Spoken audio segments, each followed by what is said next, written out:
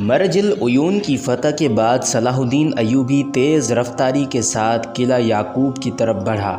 صلیبی اس صورتحال سے بے خبر تھے کہ والی مصر ایک خوفناک ارادے کے ساتھ ان کی طرف یلغار کر رہا ہے۔ وہ اپنی فتح کا جشن منانے کے لیے شراب پیے ہوئے تھے اور مسلمان سپاہیوں کو پھانسی دے کر چوراہوں پر لٹکانے کے لیے تختے اور لکڑی کی بلیاں جمع کر رہے تھے۔ اچانک صلاح الدین ایوبی کے سپاہی کسی آفت ناگہانی کی طرح ان کے سروں پر جا پہنچے۔ عیسائی فوجی یہ ناقابل یقین منظر دیکھ کر بدحواس ہو گئے۔ پھر انہوں نے بھاگ کر قلعہ کے دروازے بند کر دیے۔ محاصرہ کرنے کے بعد صلاح الدین ایوبی قلعے کی فسیل کا جائزہ لیتا رہا، جو بظاہر زیادہ مضبوط نظر نہیں آ رہی تھی۔ نتیجتاً والی مصر نے اپنے سپاہیوں کو حکم دیا کہ وہ فسیل کے برابر کچی زمین میں سرنگ لگائیں۔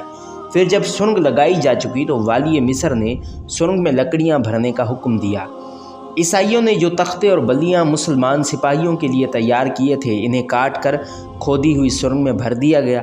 پھر ان لکڑیوں پر نفت یعنی مٹی کا تیل چھڑک کر آگ لگا دی گئی۔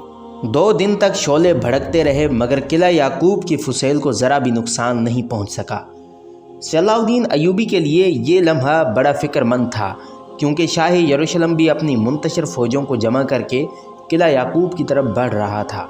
قلعہ یعقوب کے عیسائی سپاہی فسیل پر کھڑے مسلمانوں کی ناکامی کا تماشا دیکھ رہے تھے اور کہکے لگا رہے تھے۔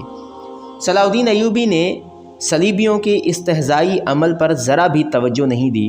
وہ 11-12 سال کی عمر سے سلطان نور الدین محمود زنگی کے ساتھ جنگوں میں شریک ہوتا رہا تھا، اس لیے ایسے بے شمار کھیلوں اور تماشوں کا عادی تھا۔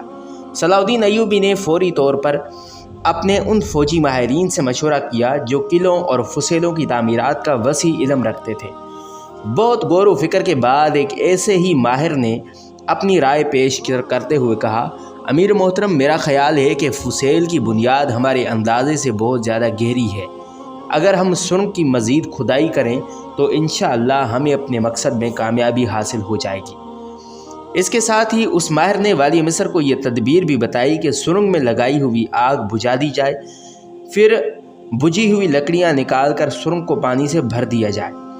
اس طرح مٹی گیلی ہو کر نرم ہو جائے گی اور پھر آسانی کے ساتھ کھدائی کا کام جاری رکھا جا سکے گا۔ صلاح الدین ایوبی نے حکمت عملی سے کام لیتے ہوئے اپنے سپاہیوں کو مخاطب کر کے عجیب اعلان کیا، جو فوجی 1 مشک پانی لائے گا اسے 1 دینار بطور انعام دیا جائے گا۔ والی مصر کے اس اعلان نے سپاہیوں میں نیا جوش پیدا کر دیا۔ پھر چند مشکیزوں سے سرنگ کی آگ بجھا دی گئی، پھر آدھی جلی ہوئی لکڑیوں اور کوئلے سے سرنگ کو صاف کر دیا گیا۔ اس کے بعد صلاح الدین ایوبی کے سپاہی اتنا پانی لائے کہ ہر طرف جل تھل ہو گیا۔ پھر چند گھنٹے انتظار کیا گیا کہ زمین جتنا پانی جذب کر سکتی ہے اپنے اندر جذب کر لے۔ چند گھنٹوں کے بعد پہلی سرنگ کو مزید گہرا کرنے کا کام شروع کیا گیا۔ اس کے ساتھ ہی کچھ فاصلے پر دوسری سرنگ کھودنے کا کام کا آغاز کیا گیا۔ پھر شام تک دونوں سرنگوں کی کھدائی جاری رہی۔ دوسرے دن نماز فجر ادا کرنے کے بعد والی مصر نے قلعہ یعقوب کی فسیل گرانے کے لیے نئی حکمت عملی اختیار کی۔ پہلے دونوں سرنگوں میں نفت یعنی مٹی کا تیل ڈالا گیا۔ جب وہ تیل پوری طرح مٹی میں جذب ہو گیا تو دونوں سرنگوں میں سوکھی لکڑیاں بھر دی گئیں، پھر ان پر تیل ڈال کر آگ لگا دی گئی۔ یہ نئی تدبیر بہت زیادہ کارگر ثابت ہوئی۔ چند گھنٹوں کے بعد ہی قلعہ یعقوب کی مضبوط ترین فسیل کا ایک حصہ زمین بوس ہو گیا۔